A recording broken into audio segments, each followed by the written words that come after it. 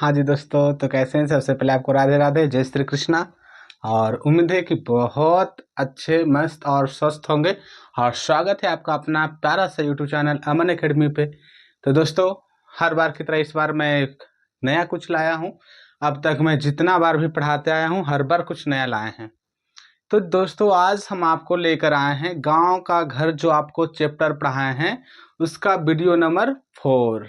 अब video number 4 में हम क्या बताएंगे, तो आपको पता होगा इस चैप्टर का जो गांव का घर है और इसका लेखक ज्ञानेंद्र पति हैं। इनका पहला वीडियो में हम चैप्टर को पढ़ाएं। अब आते हैं दूसरा वीडियो, तो इसका दूसरा वीडियो में हम पढ़ा दिए हैं इसके सब्जेक्टिव को। अब आते हैं जब तीसरा वीडियो, तो तीसरा वीडियो में हम बता दें इसका थ्योरी को। अब आते हैं चौथा वीडियो। चौथा वीडियो में हम आपको बता रहे हैं इसका ऑब्जेक्टिव। दोस्तों, आपको पता ही होगा कि हम जितना भी चैप्टर पढ़ाते हैं सभी चैप्टर को 4 भागों में बांट के बताते हैं। इससे आपको पढ़ने में भी आसानी होती है और हर पार्ट एक बार अगर आप पढ़ते हैं तो आपको आलस आ सकता है या तो पूरा पूरा नहीं देख पाइएगा। इसलिए हम हर चैप्टर को चैप्टर अलग से पढ़ाते हैं, क्वेश्चन आंसर अलग से बताते हैं, ऑब्जेक्टिव अलग से बताते हैं, थ्योरी अलग से बताते हैं।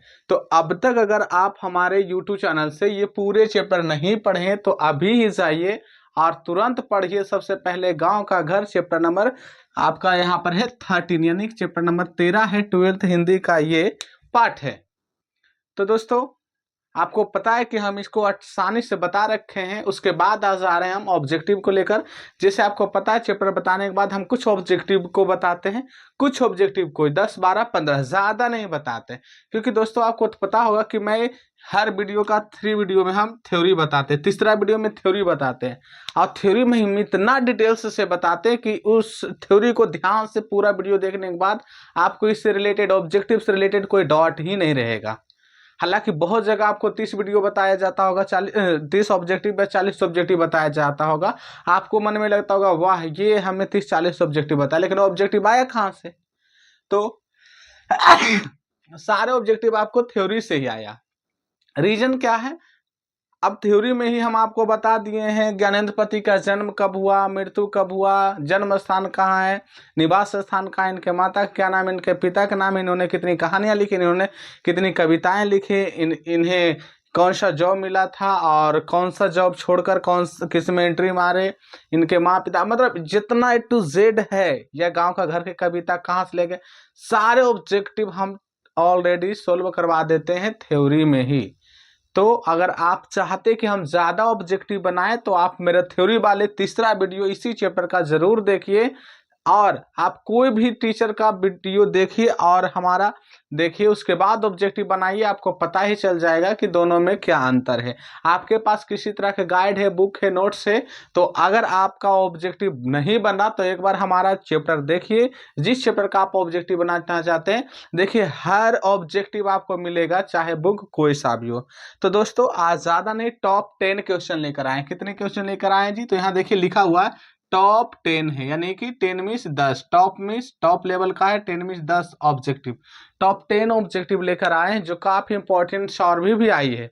तो चलिए ज्यादा समय बर्बाद ना करते हैं, सबसे पहला क्वेश्चन को देखते हैं। सबसे पहला क्वेश्चन में कह रहा है, गांव के स्वरूप में क्यों परिवर्तन आया है? तो दोस्तों, आपको पता ही होगा कि गांव में अब बदलाव क्यों आया है। इसका कारण यही है कि पूंजीवादी कारण, मतलब लोग अब पूंजी वाला हो गए हैं। तो पूंजी के कारण लोगों के पहनावा, खान पान, बोलचाल, घर का रंग ढंग सब बदल गया है। पहला कारण ये हो सकता है। और दूसरा कारण ये हो सकता है आर्थिक उदारीकरण के कारण। आर्थिक स्थिति में भी बहुत अच्छा खासा अब गांव के लोगों में सुधार है, जिसके कारण गांव में क्या आ गया है, चेंजिंग आ गया, यानी कि परिवर्तन आ गया है। आपको ऑब्जेक्टिव में ये दोनों में से कोई एक रह सकता ऑप्शन में, या दोनों रह सकता। अगर दोनों रहेगा तो आपको ऑप्शन नंबर सी में टिकअप करना है, जिसमें आपको ए एवं बी दोनों मिल जाएगा। जी हाँ, तो चलते हैं क्वेश्चन नंबर 2 में लेकर। तो आपको उम्मीद है कि पहला क्वेश्चन ऐसा समझ में आ गया होगा। अब दूसरा में आते हैं लेकर। दूसरा में करें, गांव में अब किसकी धुनें सुनाई नहीं पड़ती है? जब आपको चैप्टर पढ़ाए थे तो हम बता दिए थे कि पहले के जमाने में गांव में लोकगीत हुआ करता था। अब लोकगीत क्या है ये आपको बताने की जरूरत नहीं, इसके लिए आपको मेरा वीडियो देखना पड़ेगा पहले वाला। तो लोकगीत की जगह पर अब लोकगीत नहीं बजता है, अब आ गया शोक गीत, यानी कि सैड सॉन्ग आ गया है। तो अब हम लोग ज्यादा सैड सॉन्ग की तरफ ध्यान आकर्षित कर लिए हैं, जबकि पहले क्या बजती थी, लोकगीत, जो कि अब नहीं बजता है। आते हैं क्वेश्चन नंबर 3 में इस चैप्टर का। करा गांव का घर नामक कविता कहाँ से संकलित है। तो आपको पता होगा थ्योरी के सबसे नीचे में हम लिख दिए हैं कि गांव का घर, ये जो कविता है ये संशय आत्मा से लिया गया है। संकलित मतलब लिया गया, कहाँ से लिया गया है जी, संशय आत्मा से लिया गया है। आते हैं अब क्वेश्चन नंबर 4 में। क्वेश्चन नंबर 4 करें, ज्ञानेंद्र पति किस काल के कवि हैं। ज्ञानेंद्र पति किस काल के कवि हैं। तो आइए, ज्ञानेंद्र पति किस काल के कवि हैं, आधुनिक काल।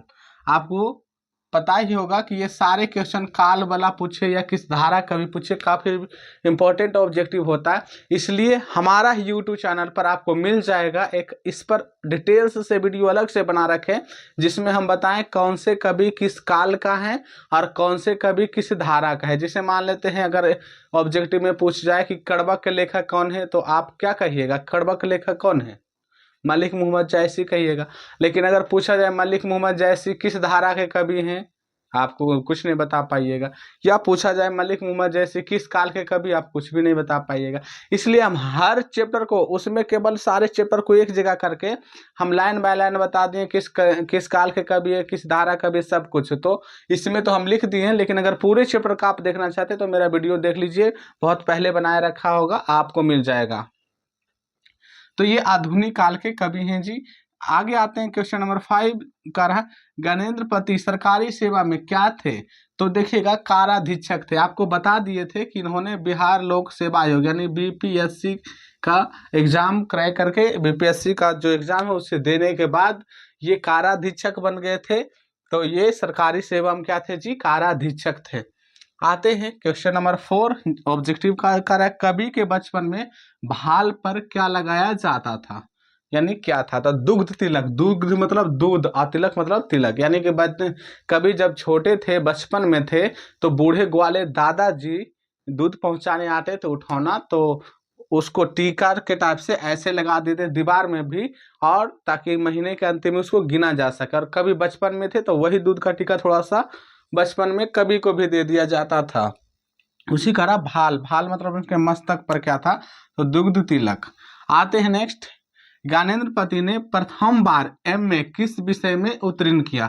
तो हाँ जी, प्रथम बार एमए अंग्रेजी से किया, यानी पहली बार वो अंग्रेजी से किया, दूसरी बार में किससे किए थे, तो हिंदी से किए। बाकी हम ये भी लिखा दिए कौन सा विश्वविद्यालय से किए पहली बार और किस विश्वविद्यालय से दूसरी बार किए, इनको कौन सा सम्मान मिला है, कौन सा पुरस्कार कब मिला है, ये सारे आपको थ्योरी में बताया हुआ है। इसलिए हम कहते हैं कि किसी भी चैप्टर का कुछ भी छोड़ दीजिए, लेकिन थ्योरी और प्रश्न उत्तर यानी सब्जेक्टिव कभी मत छोड़िए मेरे वीडियो का। आते हैं बाबू, हाँ जी, तो ये समझ में आ गया होगा। अब क्वेश्चन नंबर 8 में आते करें, सर्कस के प्रकाश बुलौआ शहर में कितने दूर से आने वाला है। तो कितने दूर से आने वाला है जी, 10 कोस दूर से। कितने दूर से, 10 कोस दूर से। और इसमें ये भी बताया कि सर्कस अब गांव में नहीं आता है, क्योंकि गांव के में बहुत सारे कारण बताए थे, जिसमें बताया आज गांव में बिजली अच्छी खासी रहती है, और इसी कारण लोग अपने घर में मोबाइल में या टीवी एलसीडी जो भी उनके पास सुविधा उसी में लगे रहते हैं। दूसरे कारण यह भी कि आज गांव में लोग सभी कमाने का जाने पर ध्यान दे दिए हैं, जिसके कारण अब सर्कस वाला नहीं आता, क्योंकि उसमें अब लोग बहुत कम एड है, यानी कि बहुत कम वो सब देखते हैं।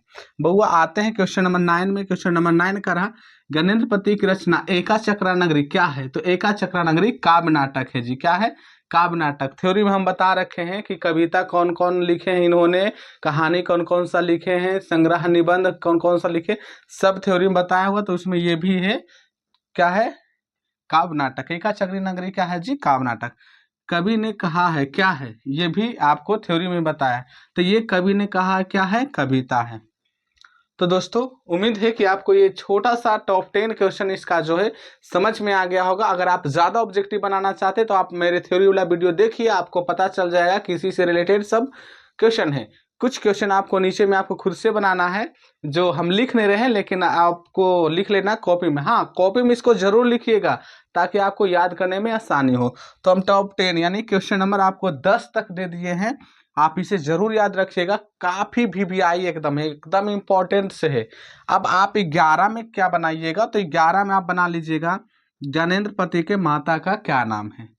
12 नंबर में बना लीजिएगा। क्वेश्चन लिखते जाइए और आप बना के हमें जरूर मैसेज कीजिए कमेंट बॉक्स में। 12 नंबर में लिख लीजिएगा ज्ञानेंद्र पति के माँ का क्या नाम है। एक में पिता का नाम, एक में माता का नाम। 13 यानी 13 नंबर में लिखना है, 13 नंबर में लिखना है होरी चैती, ये सब जो शब्द है किस चैप्टर से लिया गया है, यानी कि कौन सा चैप्टर की पंक्ति है। 14 नंबर में आपको लिखना है कि ज्ञानेंद्र पति ने दोबारा में जो है एमए किस भाषा और किस विश्वविद्यालय से किए थे। आपको 15 नंबर में लिखना है कि ज्ञानेंद्र पति को कौन सा पुरस्कार मिला और किस लिए मिला। इस तरह से आपको कम से कम हम आपको 15 क्वेश्चन पूरा दिए हैं, लेकिन आपको यहाँ पर आंसर मात्र 10 के बताएं, क्योंकि मेरे अनुसार से ये सब आपको थ्योरी पर डिपेंड करता है। हालांकि इसमें भी जितना क्वेश्चन बताए हैं लगभग एक आखिरी क्वेश्चन आपको ऑब्जेक्टिव का छूटेगा मेरे थ्योरी का ऑब्जेक्टिव देखने के बाद। तो दोस्तों कैसे आप लोग, आपको पता ही होगा कि हम इंटर में 12th में खास करके आपको अभी पढ़ा रहे हैं हिंदी और इंग्लिश। अगर आप किसी भी सब्जेक्ट से, तो आपको हिंदी इंग्लिश पढ़ना बहुत ही जरूरी है। तो हम आपके लिए दिन रात एक किए हुए, और दिन रात एक करने का नतीजा यही है कि धीरे धीरे बहुत सारे लोग जुड़ रहे हैं और हमारा ये वीडियो जो आजकल जो हम पढ़ा रहे हैं खास करके गांव का घर, वो वीडियो हमारे पूरे बिहार के विद्यार्थियों में और खास करके बिहार बोर्ड के विद्यार्थियों में काफ़ी वायरल रहा। और इसका श्रेय केवल आपको ही जाता है, क्योंकि आप वीडियो को देखकर लोगों के पास पहुंचा रहे हैं।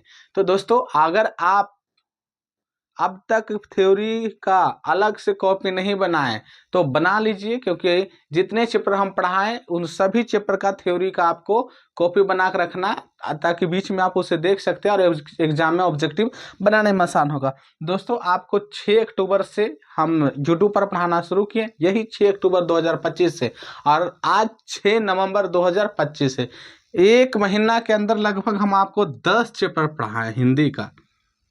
और किससे पढ़ाएं तो दिगंत, इंटर में जो किताब चलता है दिगंत जो है 12 का है और भाग 2 है, यानी कि इंटर का एक किताब है।